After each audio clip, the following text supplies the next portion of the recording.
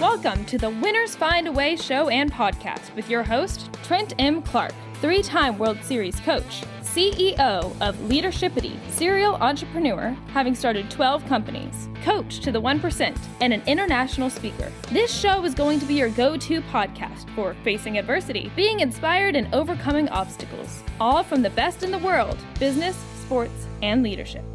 Need to hydrate but tired of plain old water? You need Rebellious Infusions. No sugar, no calories, loaded with antioxidants to boost your immune system. And L-theanine for brain health. 10 organic flavors and convenient liquid packets. Just add 16 ounces and you are on your way. Rethink your drink at drinkrebellious.com. For 10% off of your next purchase, use the code 99999. Yeah, I got a strong-willed child too. My daughter, she's the oldest, and she's going to be a rock star. She's going to be a superstar in life because she's got that, and it's been tough raising her. Yeah.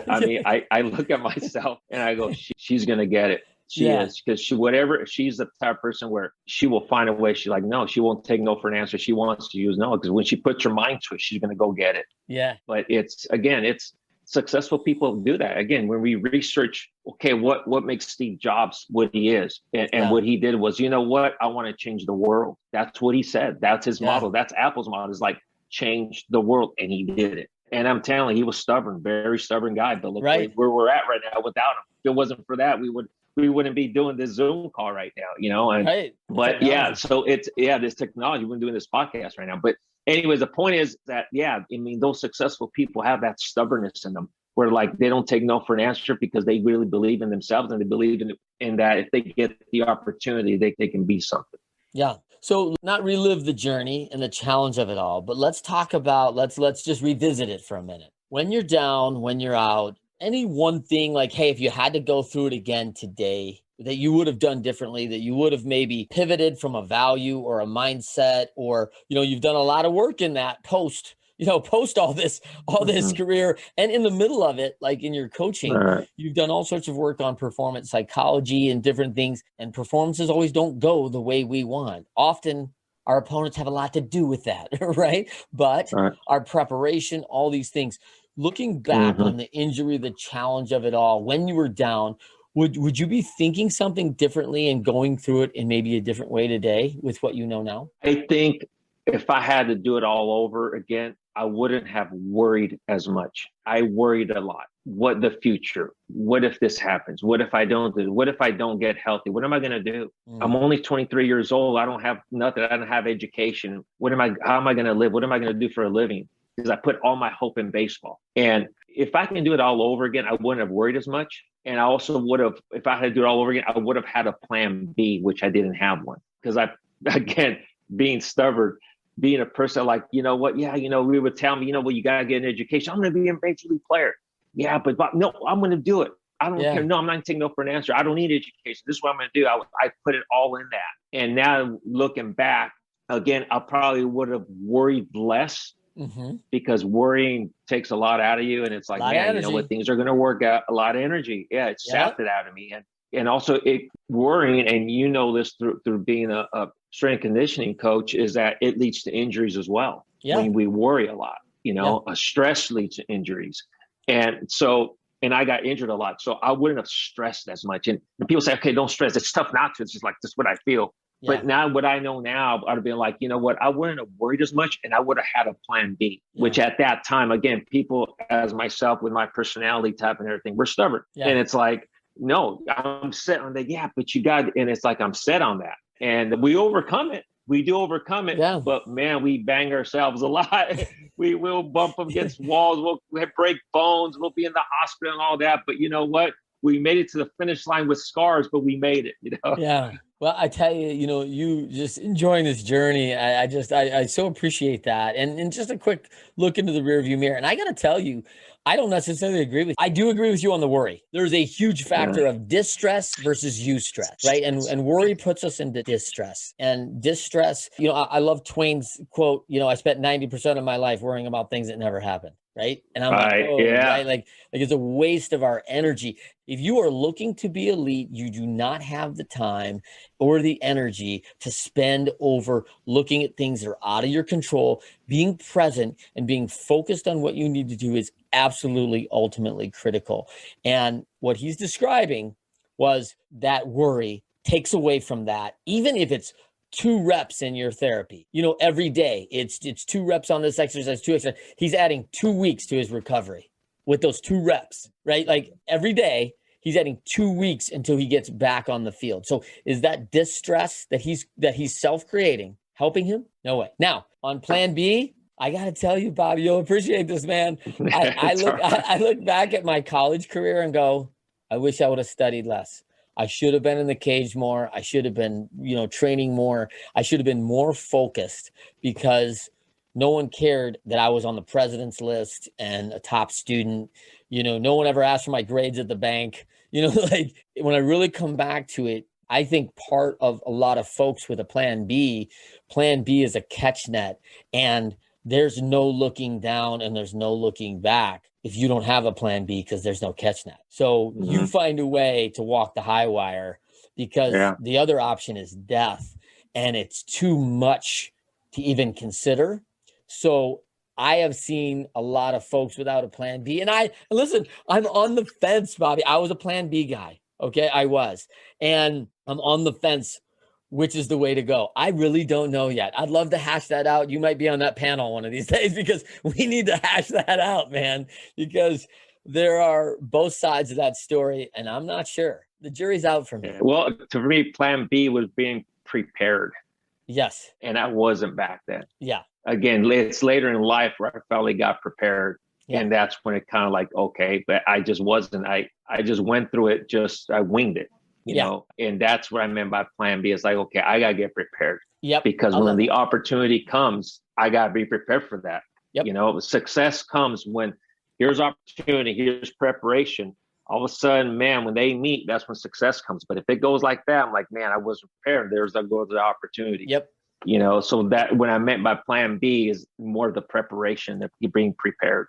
Good. I like that. That's a good. I appreciate you, qualifying that very distinctly, specifically breaking that down, because I think that's huge. And I tell a lot of people the story of a AA player that has to be positioned right now. You have to be prepared in all things, because you are one moment away from the major leagues at any moment. Right. And there's any risk of, well, I missed curfew, so I couldn't play today. So the scout from the Dodgers missed you, and they wanted to take a look at a second baseman because they know they got a person down and they're ready to make a trade. And all they're hearing about is you, and you missed the day they were there. But I caught the next day with the Padres. I'm a shortstop. And, I did catch the next day when the Padres saw me. And right now with their 20-year-old superstar, I don't think they're looking for one, right? Like, they don't need one for 10 years with their guy, right? So the Padres, they're not even looking at my position now as a shortstop. So it's this, you've got to be in the right place at the right time. And your positioning is all about how well you're prepared to see that opportunity. It also creates massive amounts of focus. When we're prepared, we actually know when a good opportunity is inside our lens, and we know when a bad opportunity enters our lens, because we're like, whoa, what's that doing here? You don't belong here. And we know it because we're focused on where we're going, and we're looking for the right opportunity, and we know what the wrong opportunity looks like. And we say, oh, you've got to get out of here. I'm moving this way.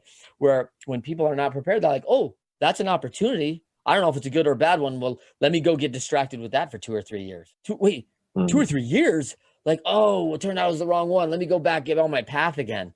Like, whoa. I tell a lot of companies, organizations, if we're really going to progress, let's progress 6 steps up, 1 step back. Meaning we're taking enough risk that we got to take a step back sometimes, right? Like, that didn't work. We're pushing the envelope of doing things right. The very ultra conservative, we're not going to take any risks. I'm going to go 2 steps up, 1 step back. This is a long way up, man. Like, I don't know when you're looking to get there, but like, this is going to be a long haul. We have got to be more efficient. And of course, you and I both know organizations that are going 1 step up and 3 steps back, right? And they're never getting there. They have no chance. Yeah. All right. One value, belief, action that you took when you were down that turned things around for you? Well, I'll tell you one thing, my faith in Jesus Christ is, I think, what really has helped me to get to where I'm at. I mean, and that's really not what I think I know. Yeah. I don't know where I would be without that, because once faith is lost and hope is lost, I mean, it's all lost. And my hope and my faith was in Christ, that, you know what, he's got a plan for my life. He's going to be with me no matter what happens. There's something good going to come out of this. And I think that's one. Yeah.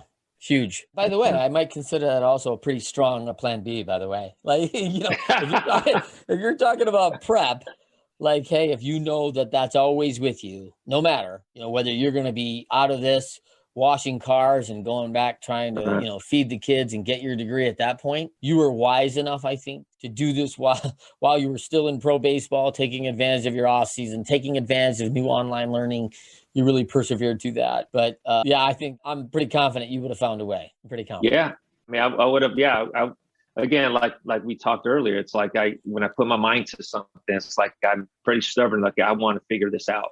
And again, going back, get my degree in midlife, it was tough. It was scary. It was like, can I do it? Can I not do it? I mean, I doubted myself. I did. I doubted it, and it was hard at the beginning. But you know what? Little by little, I started getting the hang of it, and I ended up getting my bachelor's. And all of a sudden, like, okay, let's go for the master's now, and here we are. Yeah, that lifelong learner, I think, really, is a separator for great coaches, right? Great leaders understand lifelong learning. You have a master's, and I know you're not stopping, because every time we talk, we're no longer talking about athletes. We're talking about the authors, right? Who wrote this and who wrote that and who can give us good information. We exchange a lot of information, you and I. So let's talk about that for a minute. Information and education. I mean, I think the last stat I saw was 3% of major leaguers have a college degree. And how about that staggering stat, right? Most people are high-level athletes at a very young age. There's a lot of international, so that brings a different education level, because we just have different schooling and way we do schools. But man, most in baseball don't choose back to school. Why did you choose that? Like I said earlier about plan B, I wanted to keep getting better.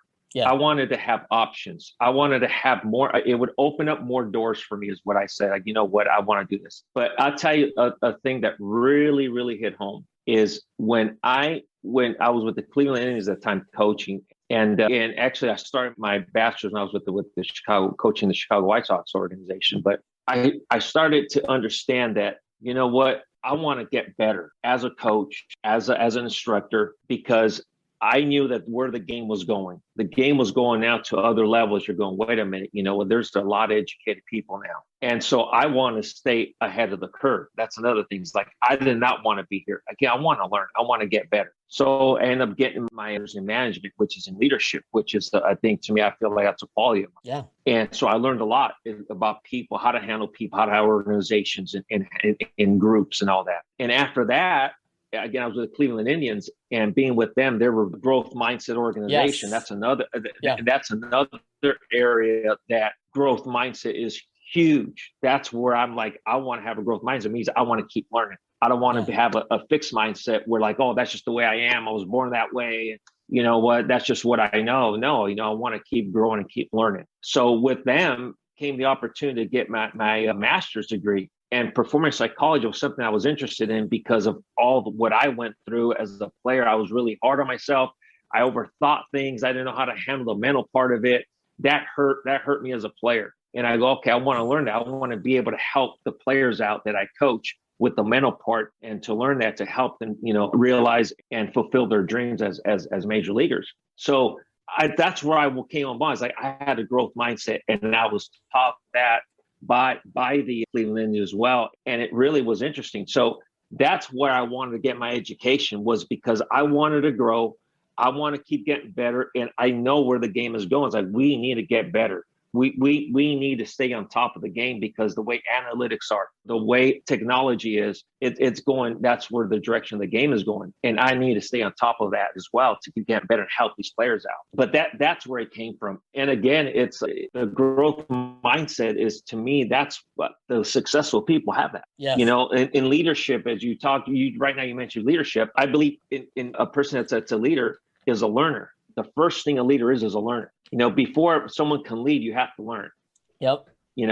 And then once you learn, then you can put that to practice, and you start leading. It's leaders or learners, and I want to keep learning. I'm still learning. I mean, I'm still reading books. As of right now, we're going. I'm still reading books on not only leadership but also on the mental part, which I think that's something that I really have learned a lot more in the last couple of years, especially through my master's degree. That's awesome. You've had a lot of success, Bobby. You a lot of games. You've won a lot of things. Had some setbacks. What's the best battle that you've conquered in your life? Oh man, I think the battle really is battling my failures, how to overcome failure. To me, if that's a battle that I've conquered, is with myself. Yeah. I would beat myself all the time, very hard on myself. I'm going, man, like any little thing I'd be like, it's like trying to back for time. There was a guy, and I can't remember his name. It was a while back, a long time ago. I'm like, man, you're beating yourself up. Well, yeah, because I'm a perfectionist. And then he asked me, well, what do you do that's perfect? And I went, nothing. Okay, so you're not a perfectionist. And that made me think. I'm going, you're right. Yeah. And I'm going, nothing. And that's a thing that I battle, is trying to be perfect, trying to please people. That's another thing, a battle of mine, is being a people pleaser. You cannot, God can't even please everybody, Right. So it's like, those were my battles, my inner battles that I needed to be freed up from. And once I started going, you know what, man, again, my faith in Christ, my faith in God is like, I'm going to trust you. You got it handled. I'm going to put my part in terms of me being prepared for when the opportunity comes. Those were the battles I had. Love it. Let's talk about the mirror. You mean you see these kids every day, and we got to look in the mirror. You've done a lot of self-reflection, and one of the things I've heard in your self-reflection that you've really received from your preparation, from your further education, what I hear that maybe you didn't have when we were younger, when we were coaching, like when we were about 30, right? Starting young families.